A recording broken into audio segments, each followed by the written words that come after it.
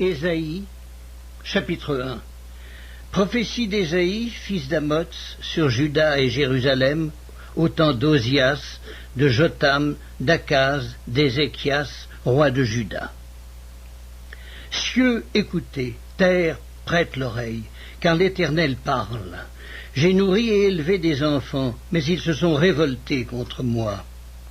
Le bœuf connaît son possesseur et l'âne la crèche de son maître. Israël ne connaît rien, mon peuple n'a point d'intelligence. Malheur à la nation pécheresse, au peuple chargé d'iniquité, à la race des méchants, aux enfants corrompus. Ils ont abandonné l'Éternel, ils ont méprisé le Saint d'Israël. Ils se sont retirés en arrière. Quel châtiment nouveau vous infligez quand vous multipliez vos révoltes? La tête entière est malade et tout le cœur est souffrant. De la plante du pied jusqu'à la tête, rien n'est en bon état. Ce ne sont que blessures, contusions et plaies vives, qui n'ont été ni pansées, ni bandées, ni adoucies par l'huile. Votre pays est dévasté, vos villes sont consumées par le feu, des étrangers dévorent vos campagnes sous vos yeux, ils ravagent et détruisent comme des barbares. Et la fille de Sion est restée comme une cabane dans une vigne, comme une hutte dans un champ de concombres, comme une ville épargnée. Si l'Éternel des armées ne nous eût conservé un faible reste, nous serions comme Sodome, nous ressemblerions à Gomorrhe. Écoutez la parole de l'Éternel, chef de Sodome, prête l'oreille à la loi de notre Dieu, peuple de Gomorrhe. Qu'ai-je à faire de la multitude de vos sacrifices, dit l'Éternel.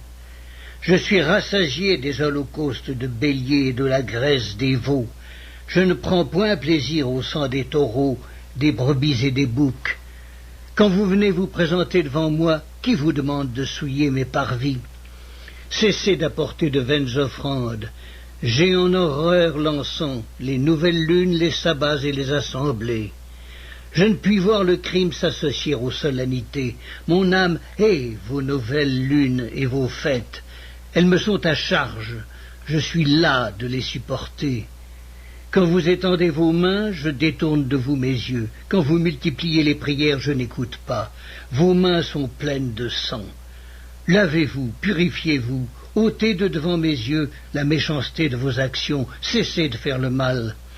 Apprenez à faire le bien, recherchez la justice, protégez l'opprimé, faites droit à l'orphelin, défendez la veuve, venez et plaidons, dit l'Éternel. Si vos péchés sont comme le cramoisi, ils deviendront blancs comme la neige.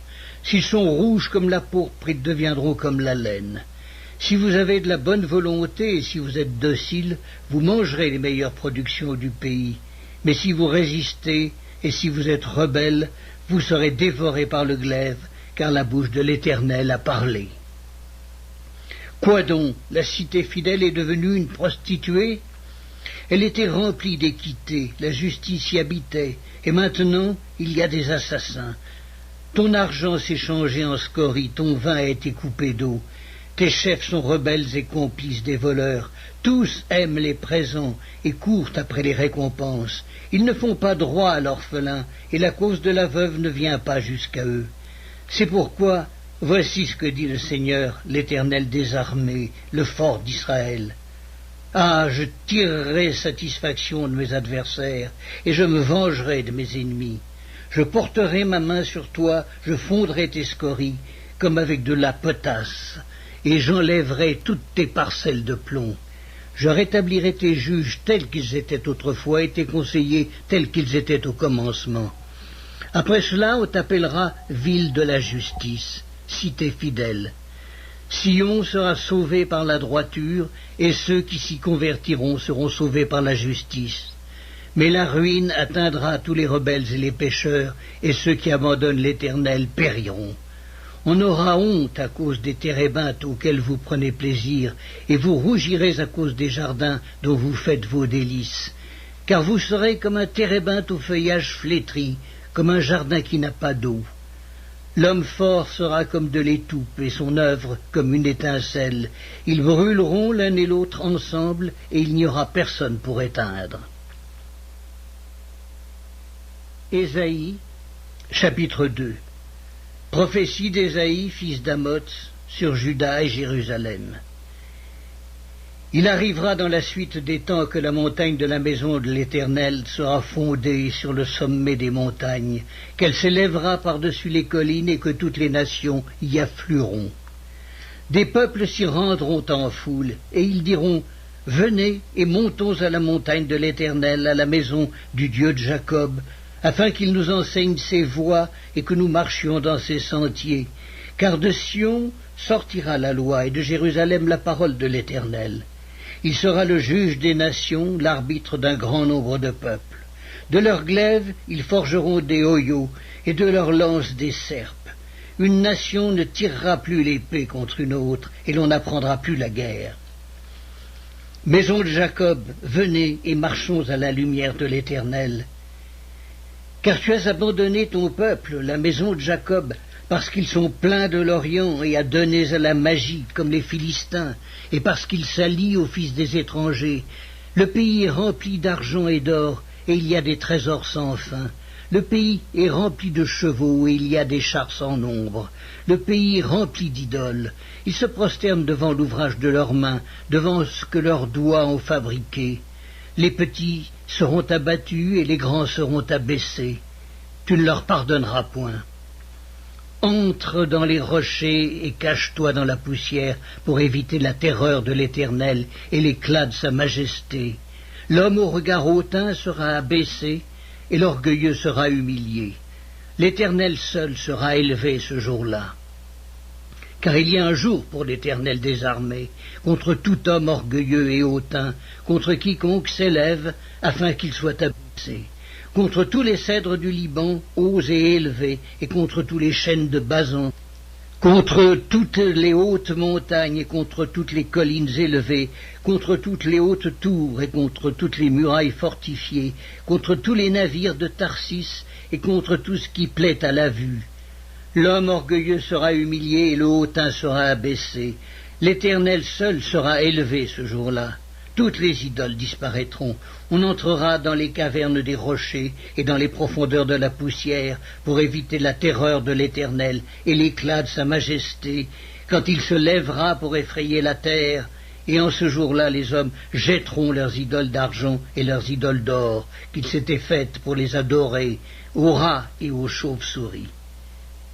Et ils entreront dans les fentes des rochers et dans le creux des pierres, pour éviter la terreur de l'Éternel et l'éclat de sa majesté, quand il se lèvera pour effrayer la terre. Cessez de vous confier en l'homme, dans les narines duquel il n'y a qu'un souffle, car de quelle valeur est-il? Ésaïe, chapitre 3. Le Seigneur, l'Éternel des armées, va ôter de Jérusalem et de Juda tout appui et toute ressource de pain et toute ressource d'eau, le héros et l'homme de guerre, le juge et le prophète, le devin et l'ancien, le chef de 50 et le magistrat, le conseiller, l'artisan distingué et l'habile enchanteur. Je leur donnerai des jeunes gens pour chefs et des enfants domineront sur eux. Il y aura réciprocité d'oppression parmi le peuple. L'un opprimera l'autre, chacun son prochain. Le jeune homme attaquera le vieillard et l'homme de rien celui qui est honoré. On ira jusqu'à saisir son frère dans la maison paternelle. Tu as un habit, sois notre chef. Prends ses ruines sous ta main. Ce jour-là même, il répondra, je ne saurais être un médecin, et dans ma maison il n'y a ni pain ni vêtements. Ne m'établissez pas chef de peuple. Jérusalem chancelle et Juda s'écroule, parce que leurs paroles et leurs œuvres sont contre l'Éternel, bravant les regards de sa majesté. L'aspect de leur visage témoigne contre eux, et comme Sodome, ils publient leurs crimes sans dissimuler. Malheur à leur âme, car ils se préparent des maux. Dites que le juste prospérera, car il jouira du fruit de ses œuvres. Malheur au méchant, il sera dans l'infortune, car il recueillera le produit de ses mains. Mon peuple a pour oppresseur des enfants et des femmes dominent sur lui. Mon peuple, ceux qui te conduisent t'égarent, et ils corrompent la voie dans laquelle tu marches. L'Éternel se présente pour plaider, il est debout pour juger les peuples. L'Éternel entre en jugement avec les anciens de son peuple et avec ses chefs. Vous avez brouté la vigne, la dépouille du pauvre est dans vos maisons. De quel droit foulez-vous mon peuple et écrasez-vous la face des pauvres? dit le Seigneur, l'Éternel des armées. L'Éternel dit, parce que les filles de Sion sont orgueilleuses et qu'elles marchent le cou tendu et les regards effrontés, parce qu'elles vont à petits pas et qu'elles font résonner les boucles de leurs pieds, le Seigneur rendra chauve le sommet de la tête des filles de Sion. L'Éternel découvrira leur nudité. En ce jour-là, le Seigneur ôtera les boucles qui servent d'ornement à leurs pieds, et les filets et les croissants, les pendants d'oreilles et les bracelets et les voiles, les diadèmes, les chaînettes des pieds et les ceintures, les boîtes de senteurs et les amulettes, les bagues et les anneaux du nez, les vêtements précieux et les larges tuniques, les manteaux et les gibecières, les miroirs et les chemises fines, les turbans et les surtouts légers. Au lieu de parfum, il y aura de l'infection, au lieu de ceinture une corde, au lieu de cheveux bouclés une tête chauve, au lieu de larges manteaux un sac étroit, une marque flétrissante au lieu de beauté. Tes hommes tomberont sous le glaive et tes héros dans le combat. Les portes de Sion gémiront et seront dans le deuil. Dépouillée, elle s'assiera par terre. Ésaïe, chapitre 4. Et 7 femmes saisiront en ce jour un seul homme et diront, nous mangerons notre pain et nous nous vêtirons de nos habits. Fais-nous seulement porter ton nom, enlève notre opprobre. En ce temps-là, le germe de l'Éternel aura de la magnificence et de la gloire, et le fruit du pays aura de l'éclat et de la beauté pour les réchappés d'Israël.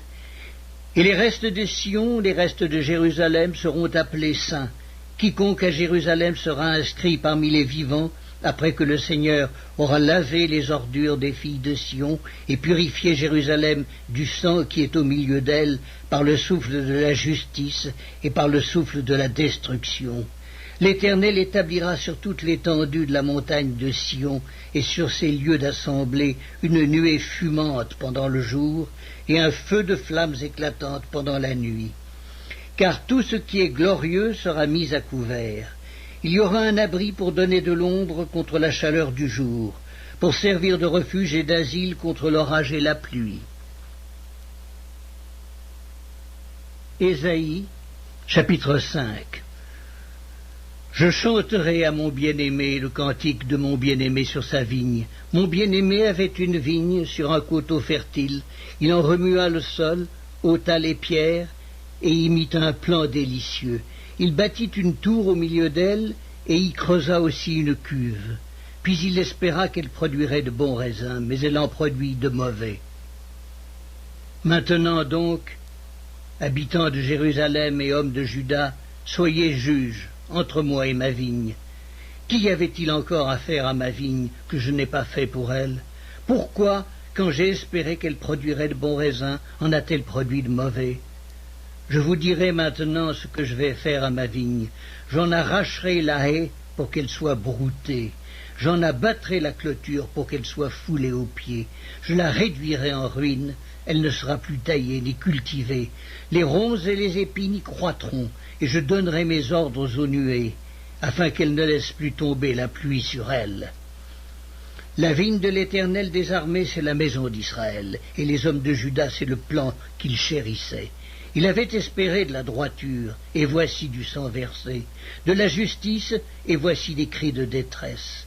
Malheur à ceux qui ajoutent maison à maison, et qui joignent champ à champ, jusqu'à ce qu'il n'y ait plus d'espace, et qu'ils habitent seuls au milieu du pays. Voici ce que m'a révélé l'Éternel des armées.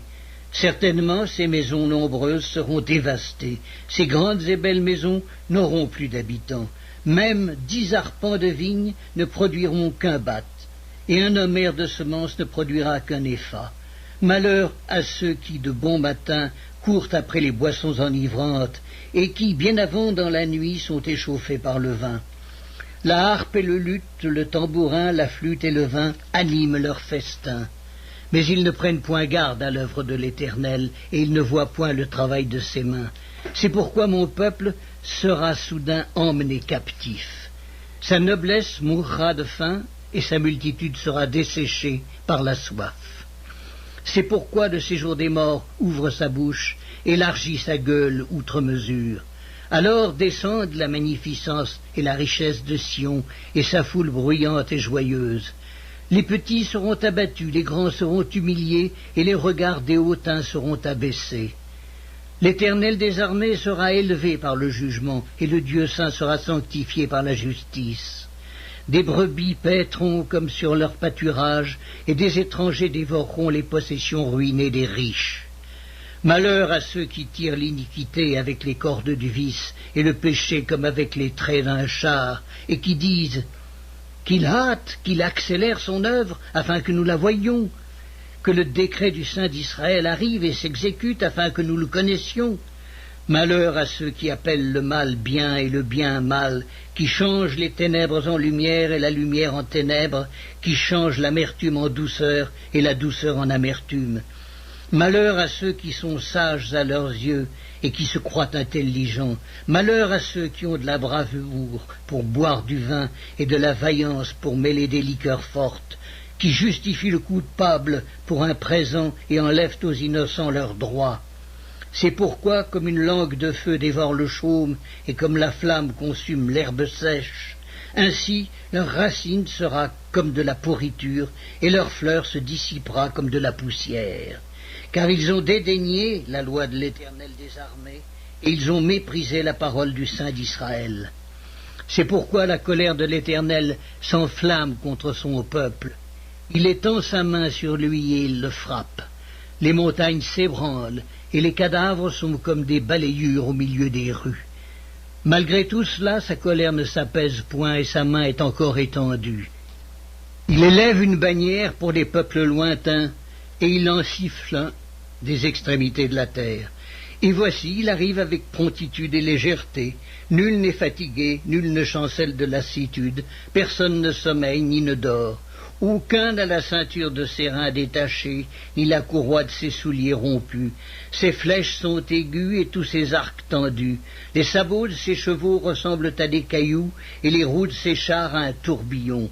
Son rugissement est comme celui d'une lionne. Il rugit comme des lionceaux, il gronde et saisit la proie. Il l'emporte et personne ne vient au secours. En ce jour, il y aura près de lui un mugissement comme celui d'une tempête sur mer. En regardant la terre, on ne verra que les ténèbres, avec des alternatives d'angoisse et d'espérance. Au ciel, l'obscurité régnera. Ésaïe, chapitre 6. L'année de la mort du roi Osias, je vis le Seigneur assis sur un trône très élevé, et les pans de sa robe remplissaient le temple. Des séraphins se tenaient au-dessus de lui. Ils avaient chacun 6 ailes, 2 dont ils se couvraient la face, 2 dont ils se couvraient les pieds, et 2 dont ils se servaient pour voler. Ils criaient l'un à l'autre et disaient « Saint, Saint, Saint est l'Éternel des armées, toute la terre est pleine de sa gloire. » Les portes furent ébranlées dans leurs fondements par la voix qui retentissait, et la maison se remplit de fumée. Alors je dis « Malheur à moi, je suis perdu, car je suis un homme dont les lèvres sont impures. J'habite au milieu d'un peuple dont les lèvres sont impures, et mes yeux ont vu le roi, l'Éternel des armées. » Mais l'un des séraphins vola vers moi, tenant à la main une pierre ardente qu'il avait prise sur l'autel avec des pincettes. Il en toucha ma bouche et dit « Ceci a touché tes lèvres, ton iniquité est enlevée et ton péché est expié. » J'entendis la voix du Seigneur disant « Qui enverrai-je et qui marchera pour nous ?» Je répondis « Me voici, envoie-moi. » Il dit alors « Va, et dis à ce peuple, vous entendrez et vous ne comprendrez point, vous verrez et vous ne saisirez point. Rends insensible le cœur de ce peuple, endurcis ses oreilles et bouche-lui les yeux, pour qu'il ne voie point de ses yeux, n'entende point de ses oreilles, ne comprenne point de son cœur, ne se convertisse point et ne soit point guéri. Je dis, jusque à quand, Seigneur? Et il répondit, jusqu'à ce que les villes soient dévastées et privées d'habitants, jusqu'à ce qu'il n'y ait personne dans les maisons et que le pays soit ravagé par la solitude, jusqu'à ce que l'Éternel ait éloigné les hommes et que le pays devienne un immense désert, et s'il y reste encore 1/10 des habitants, ils seront à leur tour anéantis. Mais comme le térébinthe et le chêne conservent leur tronc quand ils sont abattus, une sainte postérité renaîtra de ce peuple. Ésaïe, chapitre 7. Il arriva, du temps d'Akaz, fils de Jotham, fils d'Ozias, roi de Juda, que Rétzin, roi de Syrie, monta avec Pékak, fils de Rémalia, roi d'Israël, contre Jérusalem pour l'assiéger. Mais il ne put l'assiéger. On vint dire à la maison de David, les Syriens sont campés en Éphraïm. Et le cœur d'Akaz et le cœur de son peuple furent agités, comme les arbres de la forêt sont agités par le vent. Alors l'Éternel dit à Ésaïe, va à la rencontre d'Akaz, toi et Shear Yashub, ton fils, vers l'extrémité de l'aqueduc de l'étang supérieur, sur la route du champ du Foulon. Et dis-lui, sois tranquille, ne crains rien, et que ton cœur ne s'alarme pas devant ces deux bouts de tison fumant, devant la colère de Rétzin et de la Syrie et du fils de Rémalia, de ce que la Syrie médite du mal contre toi, de ce qu'Éphraïm et le fils de Rémalia disent, montons contre Juda, assiégeons la ville et battons-la en brèche, et proclamons-y pour roi le fils de Tabéel. Ainsi parle le Seigneur, l'Éternel. Cela n'arrivera pas, cela n'aura pas lieu, car Damas est la tête de la Syrie, et Rétzin est la tête de Damas. Encore 65 ans, Éphraïm ne sera plus un peuple. La Samarie est la tête d'Éphraïm, et le fils de Rémalia est la tête de la Samarie. Si vous ne croyez pas, vous ne subsisterez pas. L'Éternel parla de nouveau à Akaz et lui dit, demande en ta faveur un signe à l'Éternel ton Dieu. Demande-le, soit dans les lieux bas, soit dans les lieux élevés. Akaz répondit, je ne demanderai rien, je ne tenterai pas l'Éternel. Ésaïe dit alors, écoutez donc, maison de David, est-ce trop peu pour vous de lasser la patience des hommes, que vous lassiez encore celle de mon Dieu? C'est pourquoi le Seigneur lui-même vous donnera un signe. Voici, la jeune fille deviendra enceinte, elle enfantera un fils, et elle lui donnera le nom d'Emmanuel. Il mangera de la crème et du miel, jusqu'à ce qu'il sache rejeter le mal et choisir le bien. Mais avant que l'enfant sache rejeter le mal et choisir le bien, le pays dont tu crains les deux rois sera abandonné. L'Éternel fera venir sur toi, sur ton peuple et sur la maison de ton père, des jours tels qu'il n'y en a point eu depuis le jour où Éphraïm s'est séparé de Juda, le roi d'Assyrie. En ce jour-là, l'Éternel sifflera les mouches qui sont à l'extrémité des canaux de l'Égypte et les abeilles qui sont au pays d'Assyrie. Elles viendront et se poseront toutes dans les vallons désolés et dans les fentes des rochers, sur tous les buissons et sur tous les pâturages. En ce jour-là, le Seigneur rasera avec un rasoir pris à louage, au-delà du fleuve, avec le roi d'Assyrie, la tête et le poil des pieds. Il enlèvera aussi la barbe. En ce jour-là, chacun entretiendra une jeune vache et 2 brebis. Et il y aura une telle abondance de lait qu'on mangera de la crème, car c'est de crème et de miel que se nourriront tous ceux qui seront restés dans le pays. En ce jour-là, tout lieu qui contiendra 1000 ceps de vigne valant 1000 cycles d'argent sera livré aux ronces et aux épines. On y entrera avec les flèches et avec l'arc, car tout le pays ne sera que ronces et épines, et toutes les montagnes que l'on cultivait avec la bêche ne seront plus fréquentées par crainte des ronces et des épines.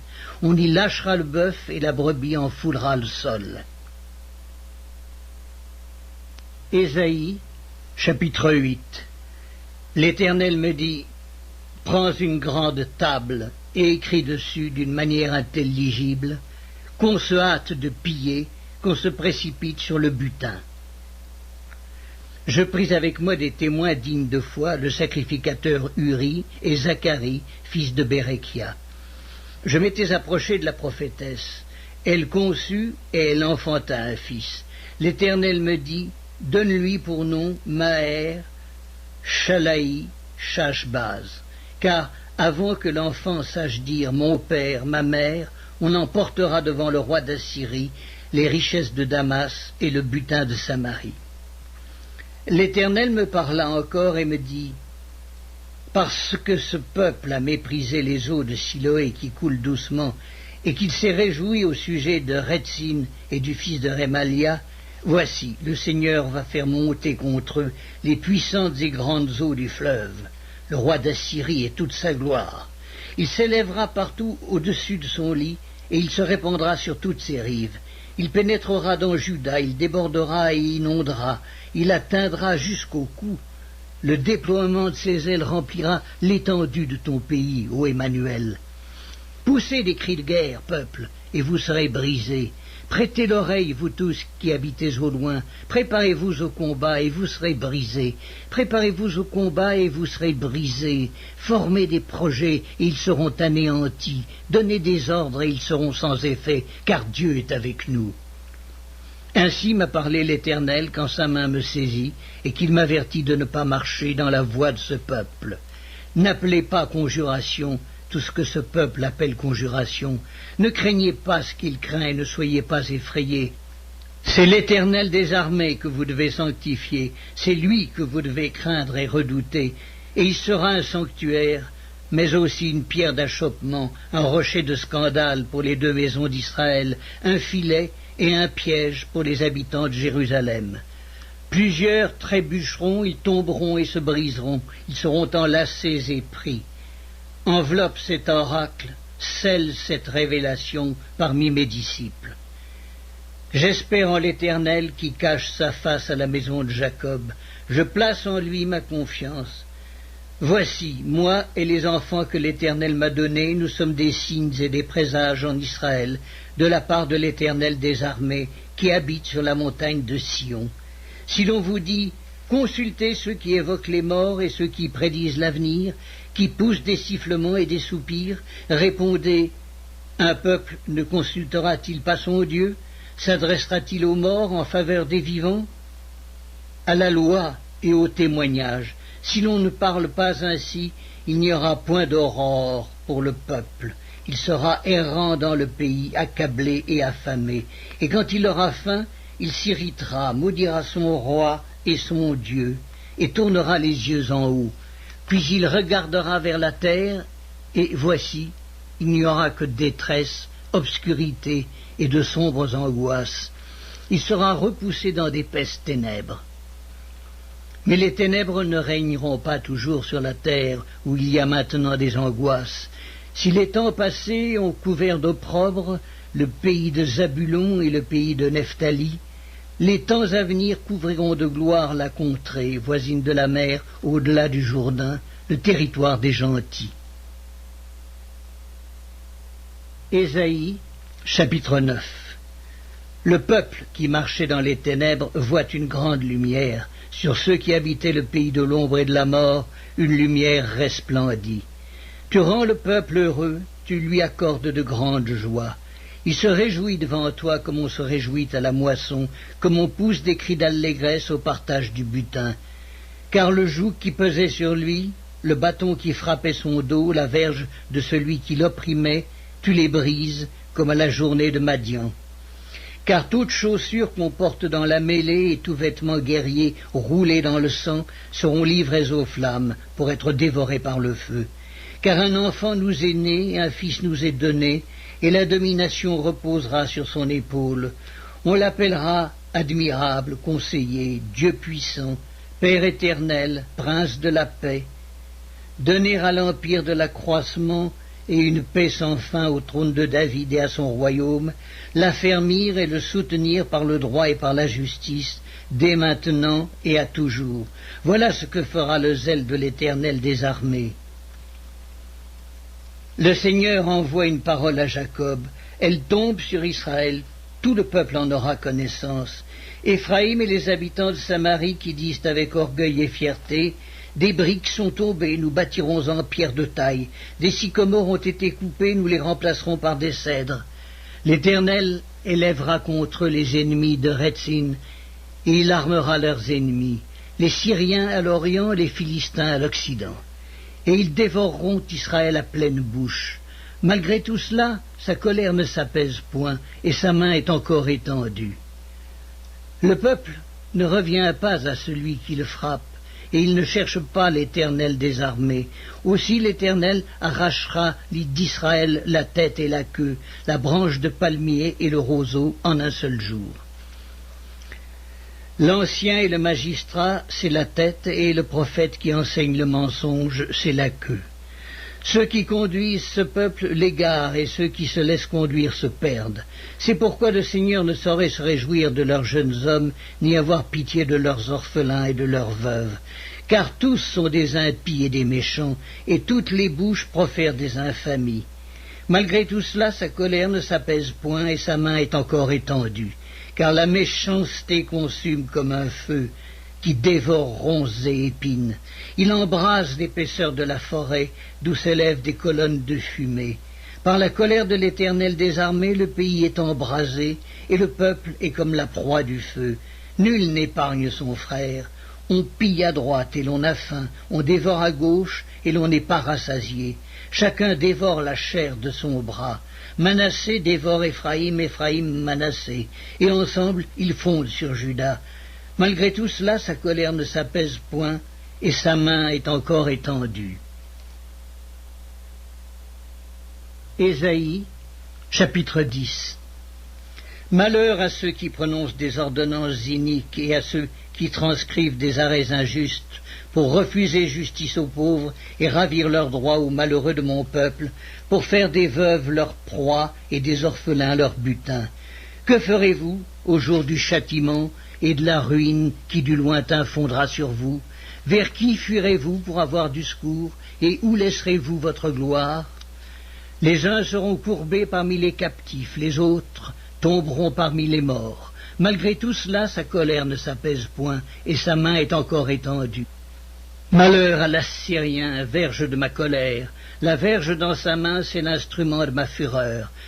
Je l'ai lâché contre une nation impie, je l'ai fait marcher contre le peuple de mon courroux, pour qu'il se livre au pillage et fasse du butin, pour qu'il le foule aux pieds comme la boue des rues. Mais il n'en juge pas ainsi, et ce n'est pas là la pensée de son cœur. Il ne songe qu'à détruire, qu'à exterminer les nations en foule. Car il dit, mes princes ne sont-ils pas autant de rois? N'en a-t-il pas été de Calno comme de Carchemish? N'en a-t-il pas été de Hamath comme d'Arpad? N'en a-t-il pas été de Samarie comme de Damas? De même que ma main a atteint les royaumes des idoles où il y avait plus d'images qu'à Jérusalem et à Samarie, ce que j'ai fait à Samarie et à ses idoles, ne le ferai-je pas à Jérusalem et à ses images? Mais quand le Seigneur aura accompli toute son œuvre sur la montagne de Sion et à Jérusalem, je punirai le roi d'Assyrie pour le fruit de son cœur orgueilleux et pour l'arrogance de ses regards hautains. Car il dit, c'est par la force de ma main que j'ai agi, c'est par ma sagesse, car je suis intelligent. J'ai reculé les limites des peuples et pillé leurs trésors, et comme un héros, j'ai renversé ceux qui siégeaient sur des trônes. J'ai mis la main sur les richesses des peuples comme sur un nid, et comme on ramasse des œufs abandonnés, j'ai ramassé toute la terre. Nul n'a remué l'aile, ni ouvert le bec, ni poussé un cri. La hache se glorifie-t-elle envers celui qui s'en sert? Ou la scie est-elle arrogante envers celui qui la manie? Comme si la verge faisait mouvoir celui qui la lève, comme si le bâton soulevait celui qui n'est pas du bois. C'est pourquoi le Seigneur des armées, enverra le dépérissement parmi ses robustes guerriers, et sous sa magnificence éclatera un embrasement comme l'embrasement d'un feu. La lumière d'Israël deviendra un feu, et son sein une flamme, qui consumera et dévorera ses épines et ses ronces, en un seul jour, qui consumera corps et âme, la magnificence de sa forêt et de ses campagnes. Il en sera comme d'un malade qui tombe en défaillance. Le reste des arbres de sa forêt pourra être compté, et un enfant en écrirait le nombre. En ce jour-là, le reste d'Israël et les réchappés de la maison de Jacob cesseront de s'appuyer sur celui qui les frappait. Ils s'appuieront avec confiance sur l'Éternel, le Saint d'Israël. Le reste reviendra, le reste de Jacob, au Dieu puissant. Quand ton peuple, ô Israël, serait comme le sable de la mer, un reste seulement reviendra. La destruction est résolue, elle fera déborder la justice. Et cette destruction qui a été résolue, le Seigneur, l'Éternel des armées, l'accomplira dans tout le pays. Cependant, Ainsi parle le Seigneur, l'Éternel des armées. Ô mon peuple qui habites en Sion, ne crains pas l'Assyrien. Il te frappe de la verge et il lève son bâton sur toi comme faisaient les Égyptiens. Mais encore un peu de temps et le châtiment cessera. Puis ma colère se tournera contre lui pour l'anéantir. L'Éternel des armées agitera le fouet contre lui, comme il frappa Madian au rocher d'Horeb, et de même qu'il leva son bâton sur la mer, il le lèvera encore comme en Égypte. En ce jour-là, son fardeau sera ôté de dessus ton épaule et son joug de dessus ton cou, et la graisse fera éclater le joug.